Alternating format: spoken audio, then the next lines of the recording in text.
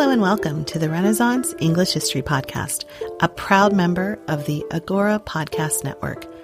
This is episode 75. Woo-hoo, you guys. You've spent 75 episodes with me. Thank you. So episode 75 is going to finish off the Elizabeth and France unit, the Tudor War with France, little mini unit I've been doing here. We've been looking at all the different Tudor monarchs and how they got along with France, and we're finally wrapping it up with Elizabeth. A couple of housekeeping things before we get started. First, thanks to popular demand, I'm adding in all of the transcripts to the episodes moving forward on my website at englandcast.com. So you can feel free to go there and check that out if you want to look anything up. And while you're there, you can sign up for the mailing list, which gets you lots of free goodies like Tudor coloring pages, news about book giveaways, exclusive mini casts, free e-courses, all kinds of fun stuff. So go to englandcast.com to sign up for that. And also a huge thank you to my newest Patreon supporter, Kathy, for your awesome, generous patronage. Thank you so much, Kathy. You can become a patron and support the show for as little as $1 an episode. So get more information at englandcast.com. Finally, a credit to Paige for the research for this episode. Thank you, Paige. You are awesome. So, Elizabeth, when we left off last time, Mary Tudor lost Calais and said that when you cut her body open, you would find Calais on her heart. So it's not a great time for England in relationship to France. But we've got Elizabeth coming up here, and her goal with foreign policy was similar to her grandfather, Henry VII, to try to stay out of foreign wars. She would find herself drawn into engagements through the years, most famously with the Spanish Armada. But France was also a source of frustration and potential warfare, especially early on in her reign, as they supported the rights of Mary, Queen of Scots. A lot of the tension in her relationship with France was also extended to Catholics in general, and it's impossible to think about Elizabeth and Catholics without remembering that Catholics considered her a bastard, born out of wedlock, since Catherine of Aragon was still alive when Anne Boleyn had Elizabeth. So that's the thing. Catherine was still alive, so if you didn't recognize Henry's marriage to Anne Boleyn, which Catholics didn't because Catherine was still alive, so that was bigamy. So if you believed that, then you thought that Elizabeth was a bastard. So the next person in the line of succession would be the children of Henry VIII's sister, Margaret.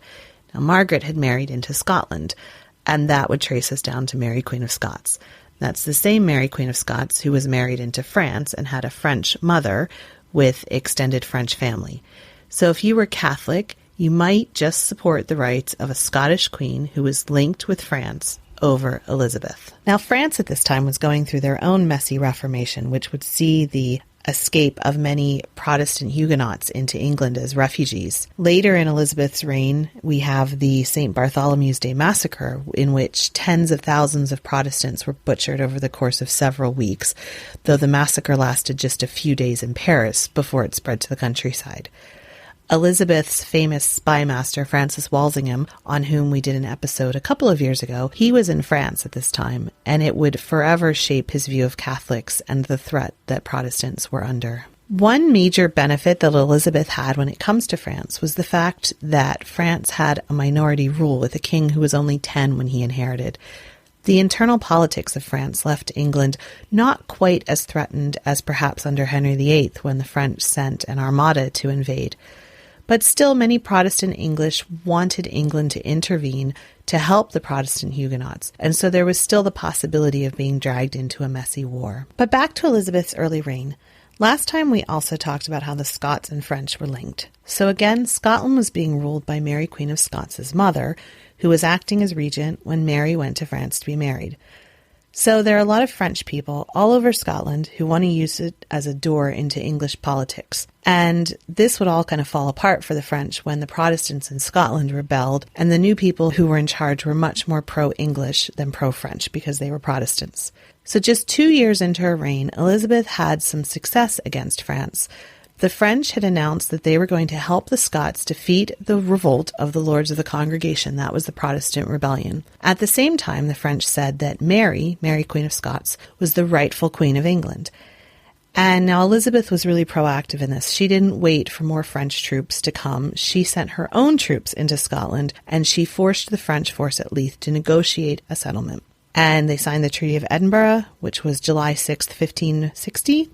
And it was agreed that all the English and French troops would withdraw from Scotland. Mary Stuart would renounce her use and her coat of arms and the title of England. In 1562, just 2 years later, Elizabeth tried to revive her claim to Calais. This was when France started to become really occupied with the religious wars. She occupied the French port of Le Havre and said that she was going to keep it until France gave back Calais. In 1563, the French forces beat out the English, and there was a treaty that acknowledged French ownership of Calais in exchange for a one-time payment to England of 120,000 crowns.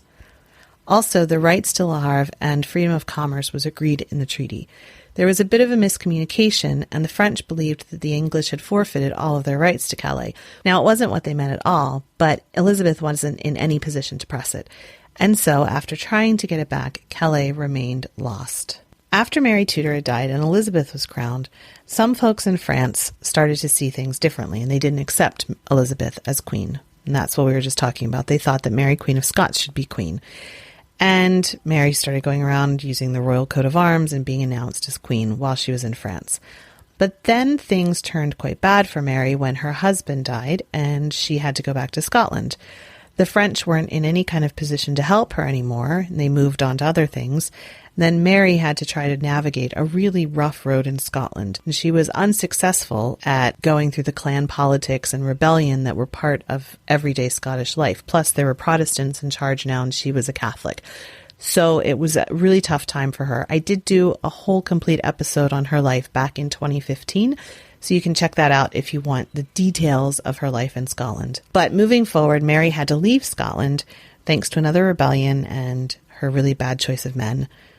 And she asked for Elizabeth's help, but Elizabeth kept her at a distance, actually imprisoning her, which was an unprecedented move for one sovereign to make against another, especially Elizabeth, who so clearly favored the rights of kings and a strong monarchy. The problem for Elizabeth was, and would continue to be, that as long as Mary was in the picture, there was a figurehead for any Catholic rebellion. As tensions with the Catholic countries got worse, and Elizabeth was excommunicated by the Pope, effectively telling any Catholic that they had free reign to attack or depose her, Elizabeth would make the decision to execute Mary after she implicated herself in several planned rebellions. Mary really was not the best political operator, but the execution of an anointed sovereign wasn't good for Elizabeth, and many people say that it helped the Spanish decide to send the Armada when they did. Elizabeth did have one positive side of her relationship with France. That was her single status. Elizabeth famously never got married, but that didn't mean that she didn't hint at the possibility when the timing would help her. One of those times was in the late 1570s when she entertained the idea of marrying Francis, the Duke of Anjou. The English didn't favor the match, but Elizabeth did consider it for a long time. It was very serious. Francis even came to the court to England to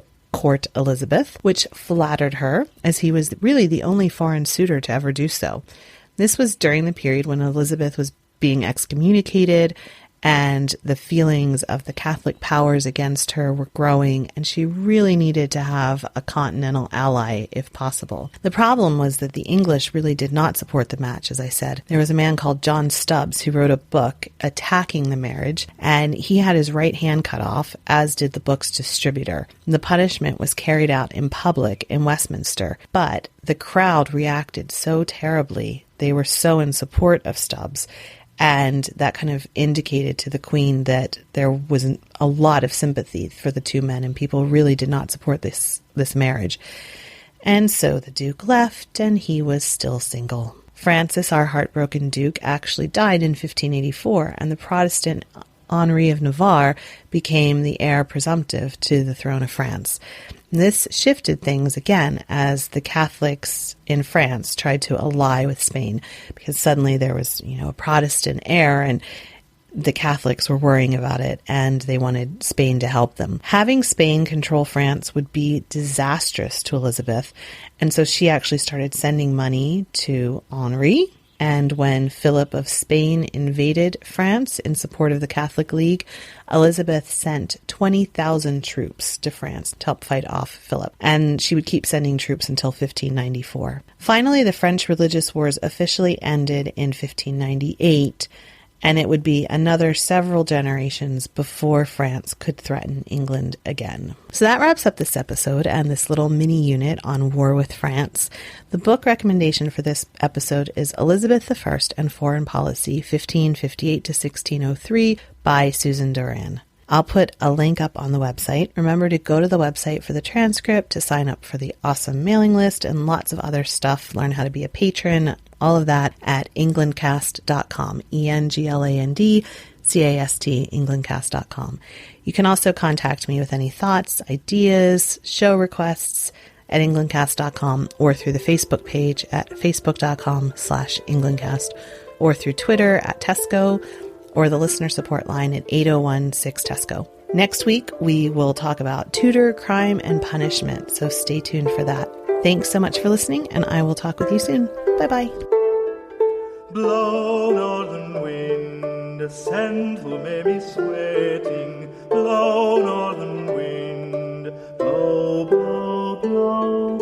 Ich hatte Bord in Bauerbricht, dat soll semlis und siegt. Mänskfull meiden of mich, fair and freight of wonder.